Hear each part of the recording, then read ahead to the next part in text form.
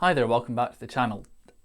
I was filming some other videos and none of them were working out the way I wanted them to, so I'm just going to film this one off the cuff, not planned this in any way. I usually script all my other videos, but this is just going to be natural. Today is going to be about Timbau. This is one of my favourite instruments, and the reason I'm covering it today specifically is because it's one that works, and also I need to go over the technique myself. So in me sharing it, I'm going to practice it. So the Timbau is an Afro-Brazilian hand drum that comes from Salvador in Bahia. It's kind of in the northeast coast of Brazil. Same city as Samba Reggae, Afoxé, all that kind of music. The Timbau is the modern successor of the Baque, which is a traditional Afro-Brazilian hand drum used in Afro-diasporic religious ceremonies, in things like candomblé, umbanda, even jongo, capoeira use them. It's a really important instrument. And the timbal was invented in the kind of 50s and 60s. I've not been able to find an exact date, but in the 50s and 60s it was kind of coming to be. And it was then popularized in the 70s by Carlinhos Brown. If you don't know Carlinhos Brown, just stop watching, go find his music and him.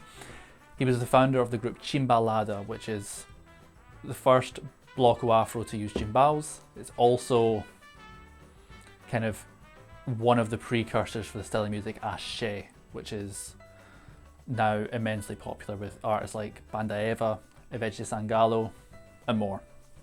The timbau has kind of found its way over the years into every style of music in Brazil that's conceivable. You know, they have it in Mangueira, Virado, Vai Escola de Sambas in Rio and Sao Paulo respectively. Maracatu, Nassau, Puerto Rico have timbau in their Maracatu group. Many bloco afros in Salvador will use the timbau. Even if they don't have a section of timbau players, they'll normally have someone playing timbau at their shows. So my setup here is a matte black contemporanea timbau that's 90 centimeters tall on a stand, and then on some kind of workout mats, just to kind of not have the whole house shaking from me playing this. Usually it can be worn on a strap. You can kind of get a strap that goes over both your shoulders and hooks it in the middle, a bit like a papoose. I can't say that word, not papoose. Or you could wear it on a normal shoulder strap and just sling it over one shoulder. Kind of depends on what's comfortable. I prefer the latter. One way I strap up for timbau is having two single hook shoulder straps and then swapping shoulders, whichever one's carrying the weight. It's a weird way to do it, but it works for me because I just don't like the papoose strap. They're just awkward. I don't like them. So like any hand drum, there are kind of three main sounds that you need to know for the timbau. You've got your tones, basses, and slaps. A couple of different ways that you can approach the tones and the slaps, but I'll get to that. I'm going to start with the bass, which is just your open palm bouncing off the center of the drum. You don't need to have the rest of the fingers involved. You're kind of bouncing it from the wrist. Same with the other hand. You want your hands to be nice and loose. You don't want them to be tight. You don't want to be tight. You want to relax into it. The bass is a really lovely sound out of the timbal, especially when you've got a taller one like this one, which is 90 centimeters. You get a really nice rich bass. The smaller the instrument, the harder the bass is to hear usually. So that's our bass. That's pretty much the same as any other bass note on any other hand drum. Now moving on to the tones. The tones are the hardest one to get right. And a lot of people will give a lot of different explanations for how to play these. I'm going to show you the way that I do it. But I do swap between different techniques depending on the situation. So I like to take my tones from kind of the padded bit on the inside of your hand. And that is going to be kind of contacting just before the rim of the drum. And the skin is going to be contacted by the first 2/3 of your fingers.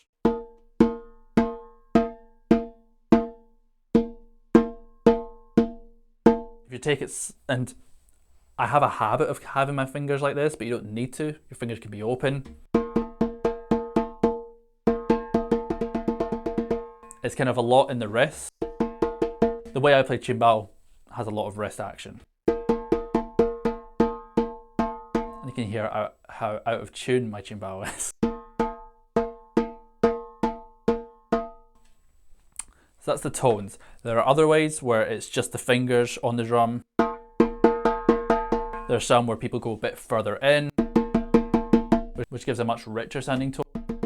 Next up is slaps, which are equally controversial and different people will teach different things. But the way that I play it is similar kind of position to the tone, but I'm moving it up a bit. So the kind of middle of my hand is on, not necessarily on the rim of the drum, you want to be hitting that, but it's kind of rebounding off that. And let your fingertips flip onto the drum. It's like you want to kind of slap past your hand, and this is like the rim of the drum.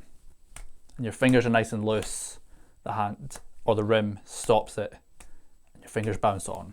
You don't want to keep them there, you want to let them bounce a little bit. Almost like you're trying to grab onto it but not, if that helps. If it doesn't, ignore it. But letting your fingertips bounce off pretty close to the middle of the drum. I'm not going straight down either. You can, but it's not great. Because the drum is a drum and it's a circle, you want your hands to be out at an angle a little bit.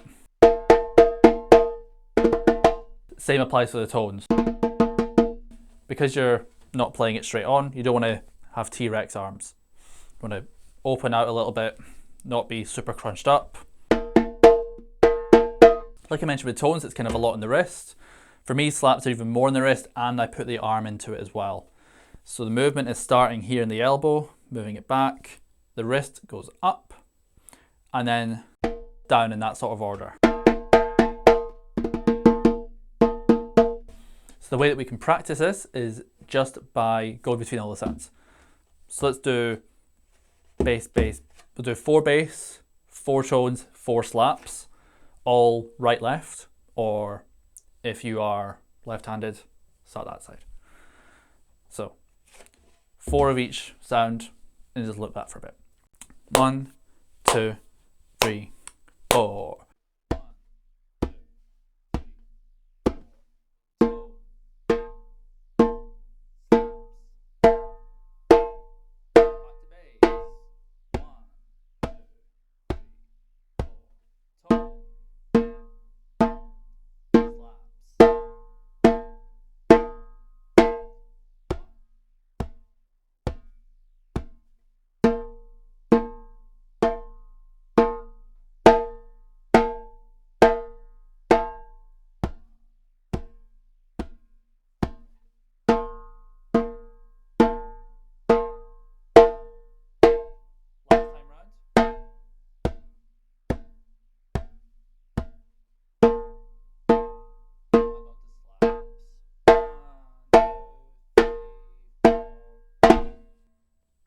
Okay, those are kind of the basic sounds. I'm going to make a bunch more videos on applying these sounds, but you can always come back to this one, and it's kind of for me as well to always come back to, because if I don't practice this, I lose it.